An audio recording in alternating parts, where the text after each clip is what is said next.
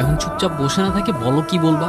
সবকিছু কি আবার আগের মতো ঠিক করা যায় না? সব তো ঠিকই আছে, আমি তো কিছু চেঞ্জ করি নাই। তুমি চেঞ্জ করো নাই, তো তুমি চেঞ্জ হয়ে গেছো।